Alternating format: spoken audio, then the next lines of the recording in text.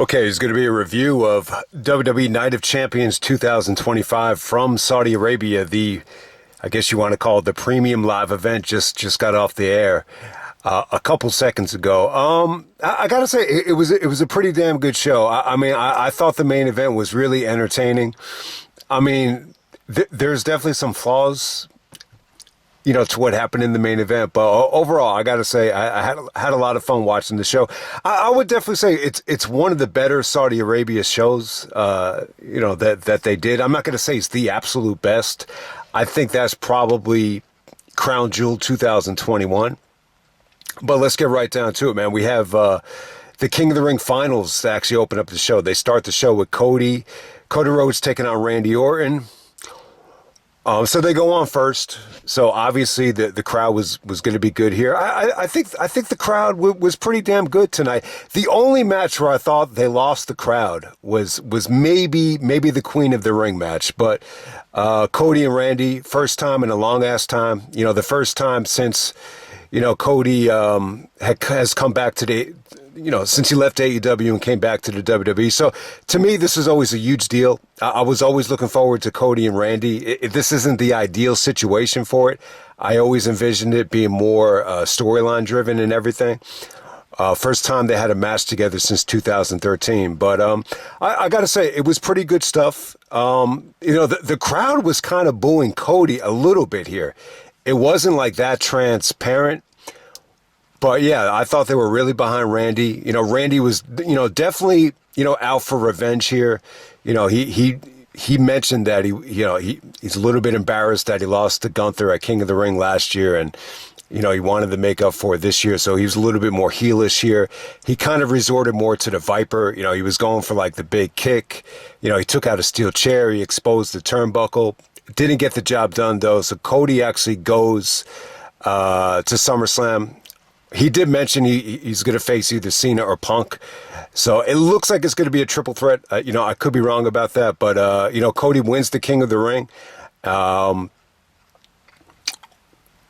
It's pretty damn cool because of, one of Dusty Rhodes' biggest promos, most famous promos is, I dined with kings and queens and I ate in the back alleys with pork and beans. I'm butchering the promo, but, he did mention I've dined with kings and queens. So it's cool that Cody is a king, if you want to find a reason why. But, the match was good, though. I'm going to say it was really, really good. I'm not going to say it was great. I think the crowd was really hot, for both guys. Cody actually kicked out of 2 RKOs. There was one RKO where Cody's complaining to the ref, and then Randy hits an RKO. And I think Cody went for the Cody Cutter, and he kicks out of the RKO again after Randy intercepts the Cody Cutter. So that was pretty cool. But then Randy started to get a little bit frustrated because Cody had a counter for like everything in terms of the kicks and even the exposed turnbuckle. Like Randy, even though he exposes the turnbuckle, Cody kind of, ricochets him into it. And then Cody hits another crossroads to win this thing. So it was good stuff. It definitely felt like it was more of a, Randy Orton methodical match than like a fast-paced Cody match, like if that makes any sense. But it was cool. I mean, definitely. It was one of the better King of the Ring finals. I still like the idea of having, the winner of the King of the Ring actually compete on multiple occasions. I think it would make it feel like they really earned it. But hey, you can't argue with the decision. I think SummerSlam, it's a huge deal.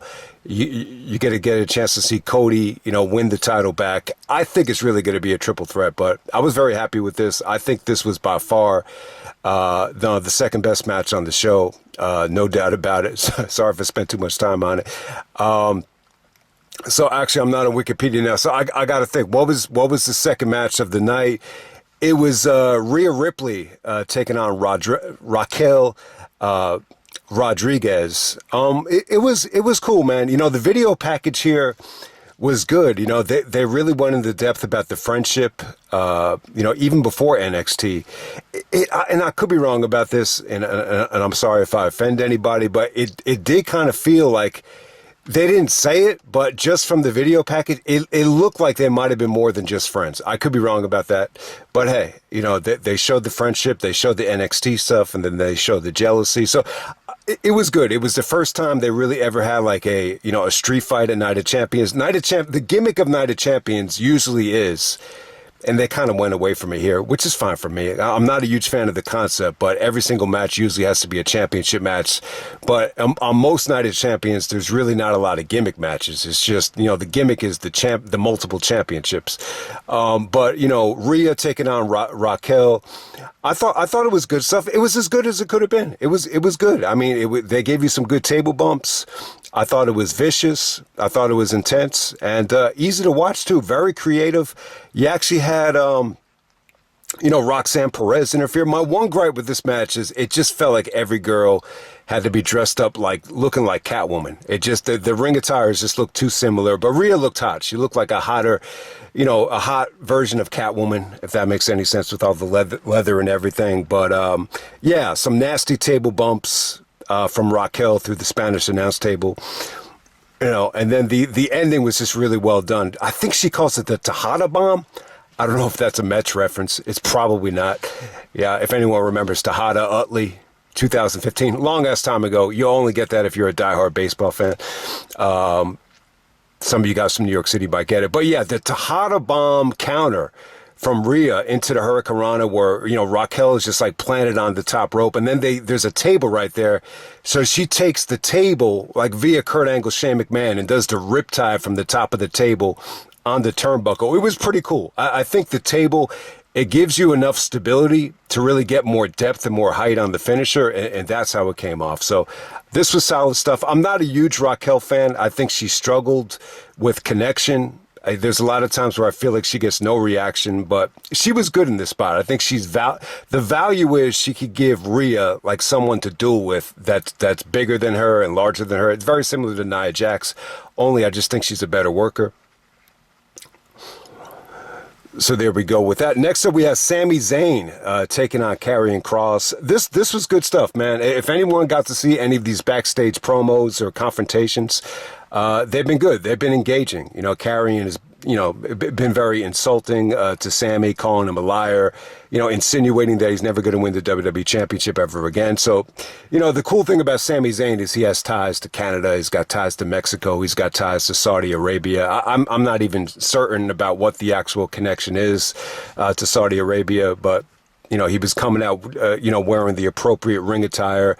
And it was good. It came off good. I think Karrion Kross is a hell of a talent. I thought he looked good here. He could probably show a little bit more than what he showed here. He's a great grappler. If anyone hadn't seen his Bloodsport match with Davey Boy Smith Jr., would definitely recommend checking that out. That's actually one of the better Bloodsport matches. That was like on Bloodsport 2, I believe. And then at the same time, he's like a black belt. He's a martial artist. So it was good. It was good stuff. I thought the match was more beneficial to Sami.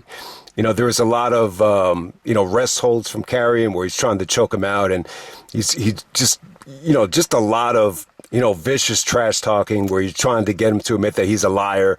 There was a really, really good rope break too, where it just kind of deflated Karrion Kross. So I thought that was cool. But yeah, the crowd was hot for Sami. They really were. The ending, Karrion tries to get some momentum by going to the other side of the turnbuckle. Sami beats him to the spot with the haluva kick. I thought he had a sweet ending there. Solid match.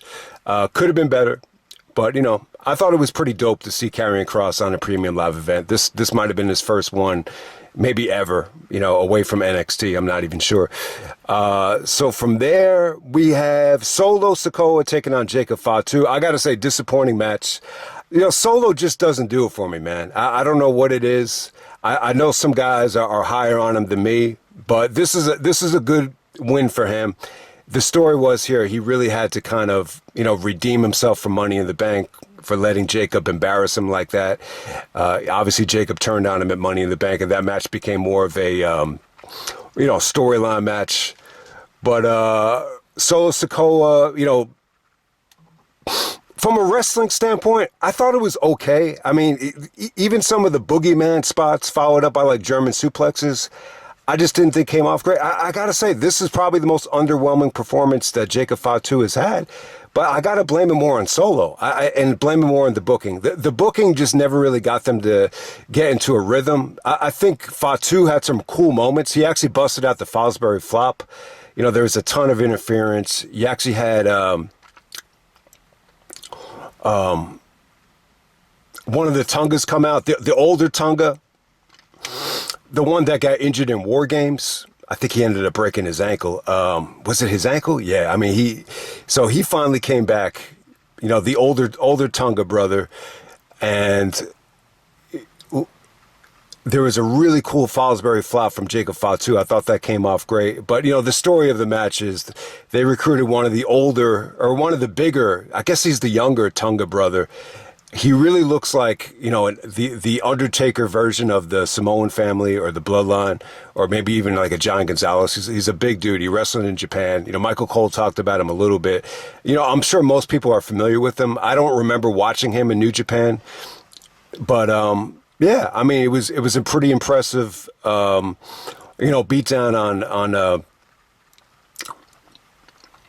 on Fatu. I mean, it really was. It really felt like someone, Fatu is really intimidating, but they kind of found someone that's such a monster that it made you kind of sympathize with him. So, Solo pulls out all the stops. He's the United States champion, and it makes sense. I think the bigger match that they're going to have is at SummerSlam. I think that will feel more of like an even match. This just really never really got going, from a wrestling standpoint. But it is what it is right there. Sorry if I couldn't remember a lot of the Tunga's names. Tamatunga, Tungaloa. So this is Tungaloa, excuse me, that came out, the older Tunga. He didn't really wrestle a lot. He was more of a manager, if that makes any sense. But then you got to see the younger but bigger Tunga dude come out. And to me, I guess, he really reminds me of like a younger version of The Undertaker. Like that's what it kind of felt like, when he came out. Next up, we have Jade.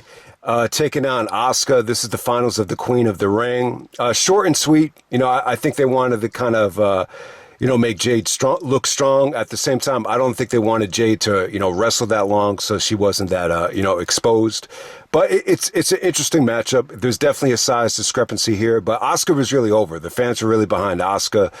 She was busting out a lot of nice kicks, high-flying moves, some good submissions.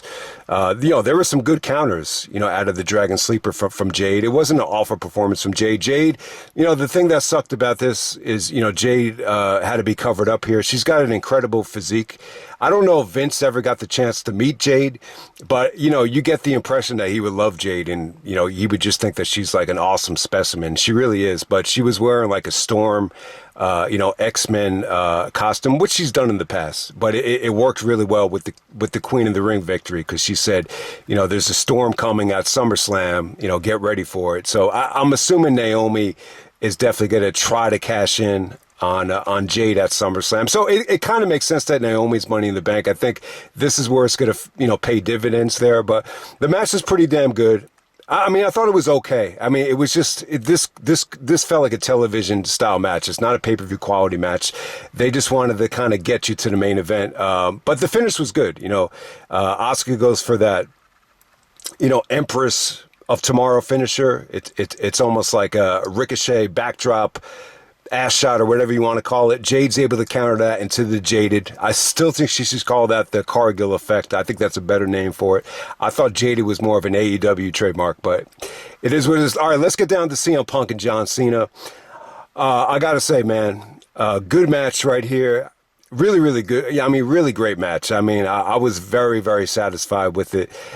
Very happy with it. The build-up was beautiful. I don't think you could have asked, for a more fun build-up. Cena doing his own version of the pipe bomb. I thought it was creative, man. I didn't even think about, Cena actually going in that direction. So, thumbs up to that. And then not to mention Punk comes out with the Punk Life, Word Life, John Cena 2003 theme with trademark. It was pretty cool. I mean, it really was. Punk is really not a rap guy. I think he's knowledgeable about rap somewhat. He's more of a punk rock guy. Obviously the Ramones and, he's a punk rock dude. But, you probably could have seen this coming.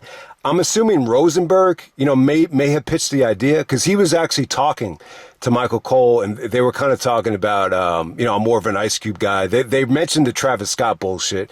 And then Punk was like, I'm more of an Ice Cube guy because he just did the podcast with Ice Cube's son. So and he said, no Vaseline is still the best diss track ever. So obviously he's a fan somewhat. They're talking about, what's the best diss track in hip hop history. I got to admit, I agree with Punk. I think No Vaseline is right there. My personal pick is Common, The Bitch in You, which is actually about Ice Cube. But I think Ice Cube's diss to NWA, I mean, that never gets old. We could do like a top 10 diss songs eventually, updated one. But I think Punk is not a good rapper though. I didn't. For someone that's never rapped before, I thought it was good, but I just don't think it was as effective as Cena, doing the battle rap stuff. But I'll tell you what, I think the writing was good though. I think some of the lines are actually good. There was a Nikki Bella line. There was a line about the bald spot. That was actually probably the best one. There was a line about the Marine. There was a line about how Cena buries people like The Undertaker. I think it would have been better if you said Cena buries people like Triple H.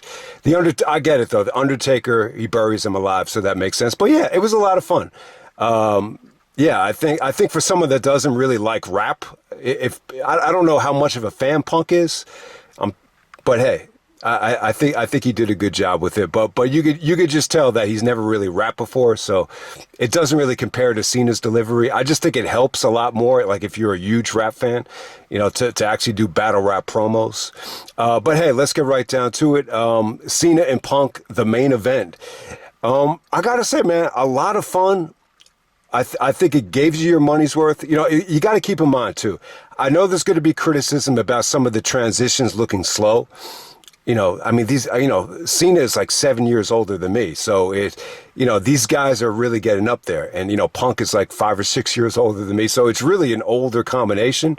But it's not like they phoned it in, though. I mean, how many times did you watch a WCW main event where the two guys, whether it's Hogan, Nash, Piper, whatever the case may be?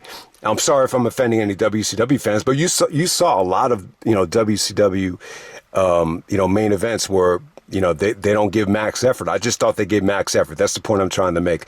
But it was cool, man. I mean, they went into near fall overkill.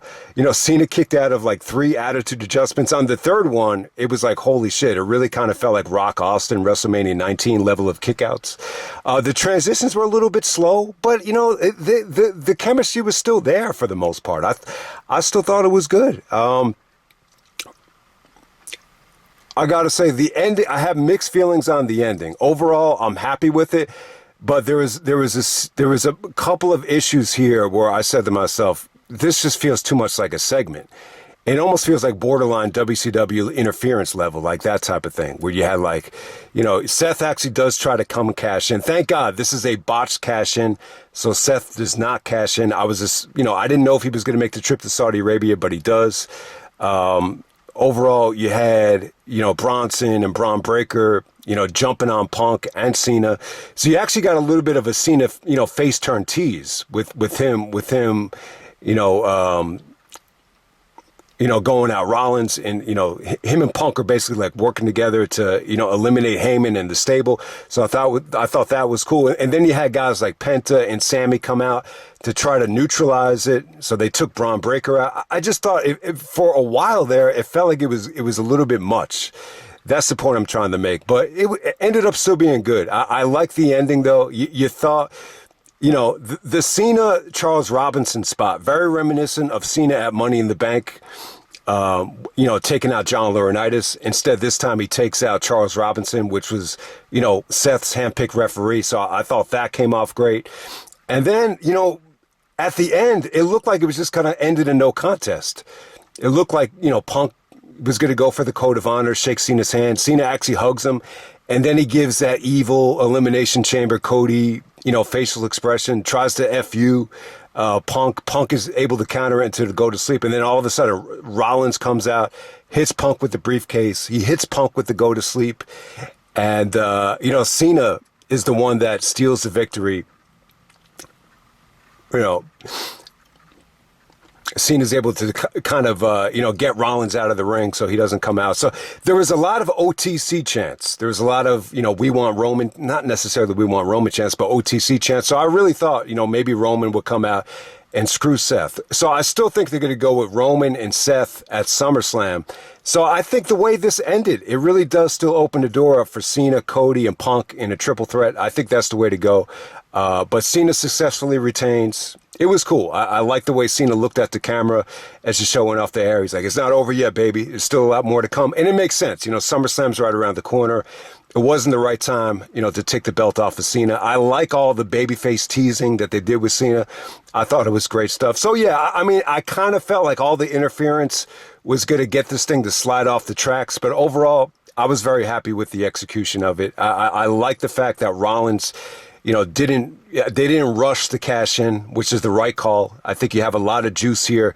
With Cena and Punk being hot, I think it would be a mistake to just kind of demote Punk to the undercard or whatever. But good show. I got to say, I think Cody and Randy delivered. I think the main event delivered. The rest of the show, it was okay. I'll just say that about it. I think Sami Zayn and Karrion Kross, was probably the most surprisingly good match of the night. I'll say that about it. But the women's matches were okay. The solo match is a little bit disappointing, but you get the point. The King of the Ring delivered. The two matches that I only cared about delivered: King of the Ring and the main event. So hope everybody enjoyed Night of Champions. And I'm out. All right.